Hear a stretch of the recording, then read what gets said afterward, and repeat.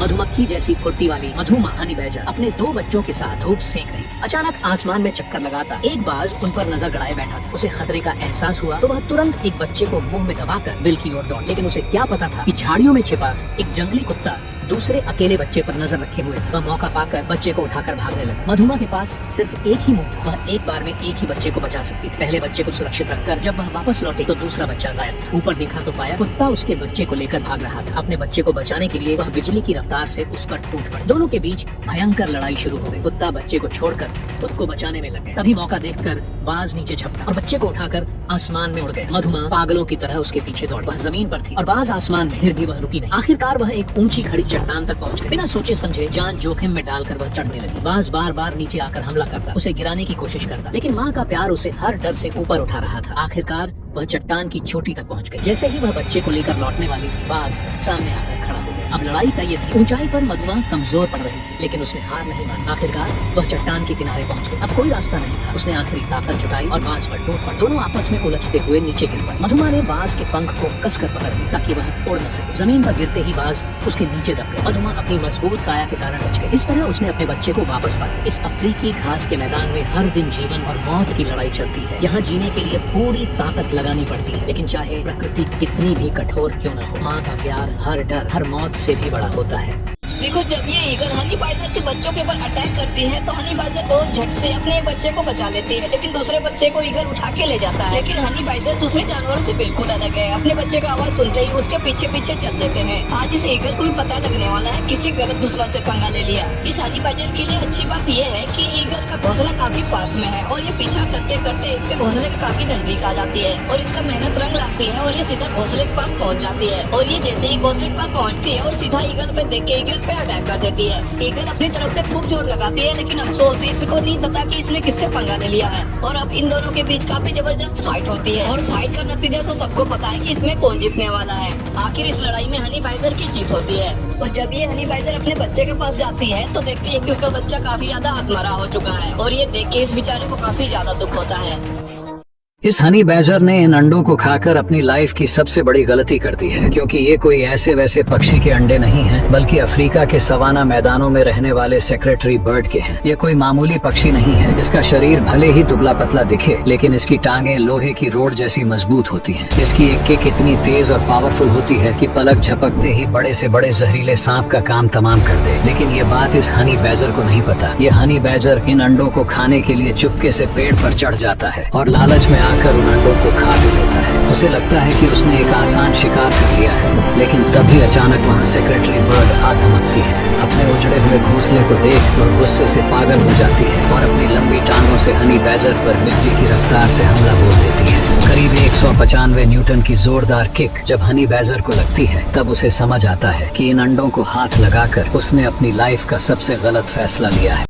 ये हनी बाइजर अचानक से ईगल के घोंसले में चढ़ के उसके बच्चे पे अटैक कर देती है, लेकिन इस ईगल को नहीं पता कि इसका परिणाम कितना बुरा होने वाला है। और इस हनी बाइजर को भली भांति पता है कि ईगल कहीं बाहर खाना लाने के गई हुई है। बच्चे की खुदकिस्मती ये है कि उसी समय उसकी माँ वापस आ जाती है।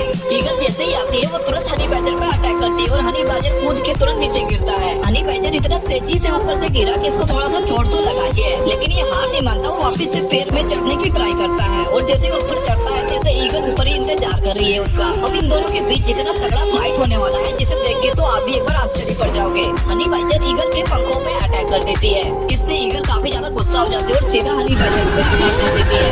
अक्सर देखा जाता है कि हनी बाइजर सब जानवरों से अच्छे से निपट सकता है, लेकिन इस बार मुकाबला एक मारते हुए हनी बाइजर अपने जान बचाने के लिए भागने लग जाता है। तभी ईगल इसको अपने पंजों में दबा के ऊपर लेके उड़ने लग जाती है। काफी ऊपर ले जाके हनी बाइजर को छोड़ देती है और ये सीधा मगरमच्छ के मुंह में जा गिरती है।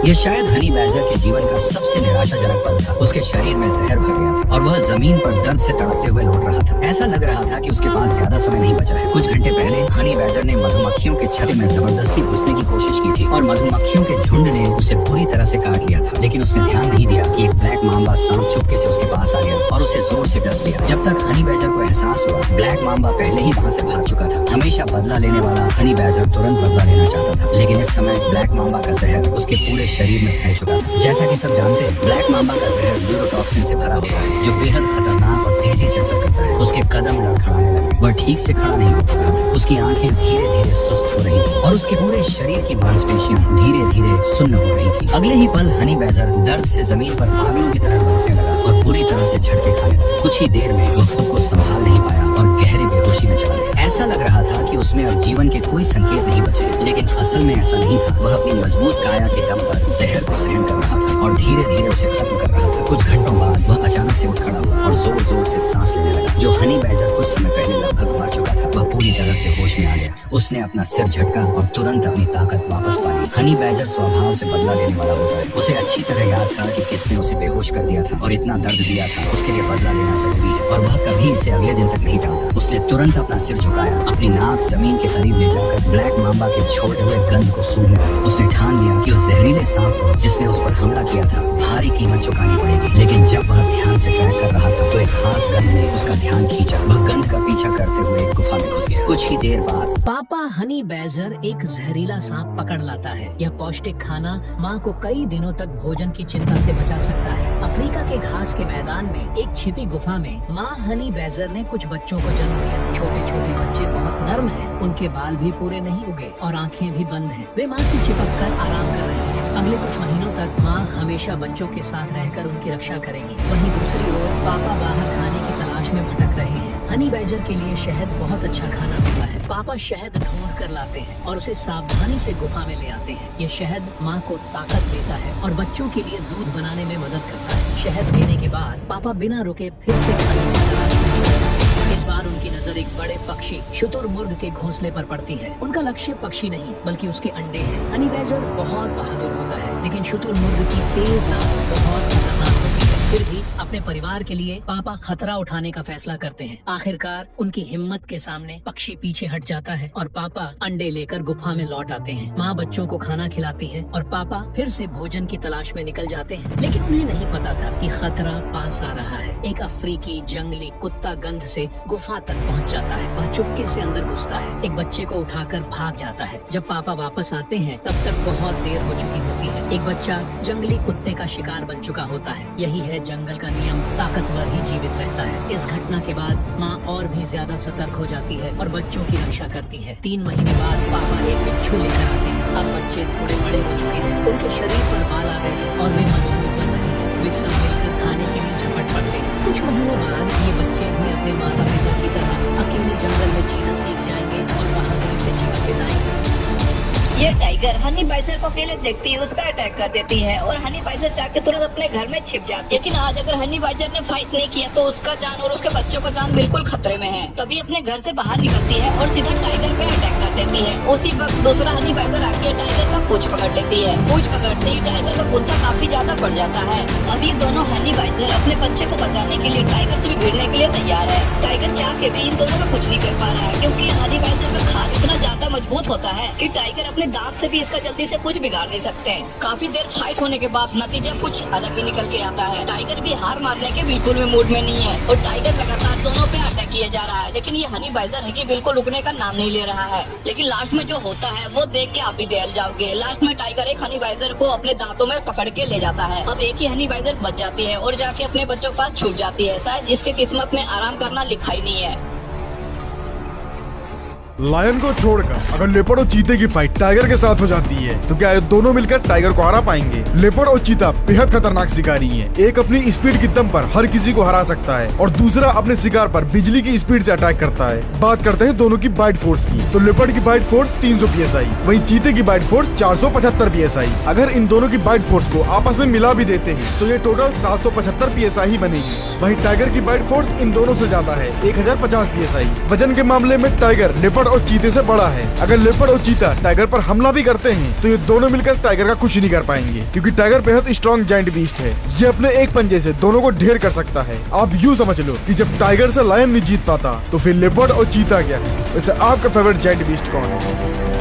सैल्मन मछली का मांस बहुत स्वादिष्ट और पौष्टिक होता है। कोई भी पूरा भालू उसके स्वाद का विरोध नहीं कर सकता। मछली के अंडे तो उन्हें खास तौर पर बहुत पसंद होते हैं। थोड़ा सा कौशल लगाकर वे इसका बेहतरीन स्वाद लेते हैं। भालुओं के लिए सैल्मन सिर्फ स्वादिष्ट भोजन नहीं है, बल्कि सर्दियों के लिए ऊर्जा जमा करने का सबसे महत्वपूर्ण साधन भी है। जैसे जैसे बर्फ पिघलती है, कामचटका प्रायद्वीप में वसंत आ जाता है। सर्दियों की लंबी नींद लगभग 7 महीने के बाद भालू जागते हैं। इस दौरान उनका वजन लगभग 20% तक कम हो जाता है, इसलिए उन्हें तुरंत भोजन की जरूरत होती है। शुरुआत में वे ताजी घास खाते हैं, जिससे उन्हें थोड़ी ताकत मिलती है, लेकिन इतने बड़े शरीर के लिए यह सिर्फ शुरुआत भर है। एक ज्वालामुखी क्षेत्र में बना एक बड़ा झील इलाका पोषक तत्वों से भरपूर है, इसलिए यह सैल्मन के लिए आदर्श स्थान बन जाता है। सैल्मन आने से पहले भालू पौधों की जड़ें, मीठे जामुन और छोटे कीड़े खाते हैं। इंतजार के दौरान भालू खनिजों से भरपूर गर्म पानी के झरनों में नहाना पसंद करते हैं। लगभग 35 डिग्री गर्म पानी उनके शरीर को आराम देता है और परजीवियों को दूर करता है। जैसे ही गर्मी का मौसम आता है, अकेले रहने वाले भालू झील के पास इकट्ठा होने लगते हैं। वे सैल्मन के आने का इंतजार करते हैं। सैल्मन दुनिया की सबसे अद्भुत प्रवासी मछलियों में से एक है। वे समुद्र से हजारों किलोमीटर तैरकर वापस मीठे पानी की नदियों में अंडे देने आती है। जब पहली मछली दिखाई देती है तो भालू धैर्य दिखाते हैं। वे जानते हैं कि शुरुआत में मछलियाँ बहुत तेज और फुर्तीली होती हैं। सही समय का इंतजार करना जरूरी है, खासकर जब वे उथले पानी में ज्यादा संख्या में इकट्ठा हो जाए। कुछ दिनों बाद बारिश होती है, पानी का स्तर बढ़ता है और सैल्मन झुंड बनाकर नदी में ऊपर की ओर तैरते हैं।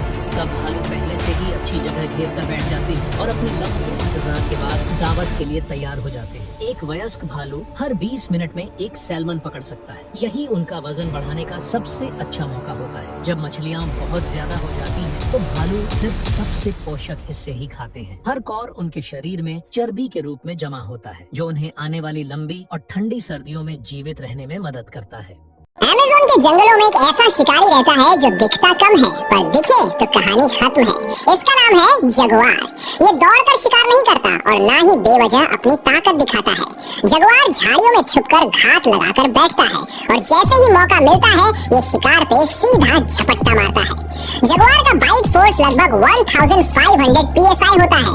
ये इतना ज्यादा है कि कुछ ही सेकंड में खोपड़ी तक फोड़ सकता है और ये पेड़ों पर भी चढ़ सकता है, पानी में भी तैर सकता है और पानी के अंदर भी शिकार कर सकता है। यानी जमीन हो या पानी, जंगल हो या रेगिस्तान, जगुआर हर जगह राज कर सकता है। मतलब शिकार की चारों तरफ से बजाई जाती है। लेकिन इसकी सबसे डरावनी बात ये है कि जब तक तुम्हें इसके होने का एहसास होता है तब तक ये तुम्हें देख चुका होता है और जहाँ इसकी नजर पड़ गई वहाँ से बच निकलना लगभग नामुमकिन होता है, क्योंकि जगुआर शोर नहीं करता, सीधा शिकार करता है।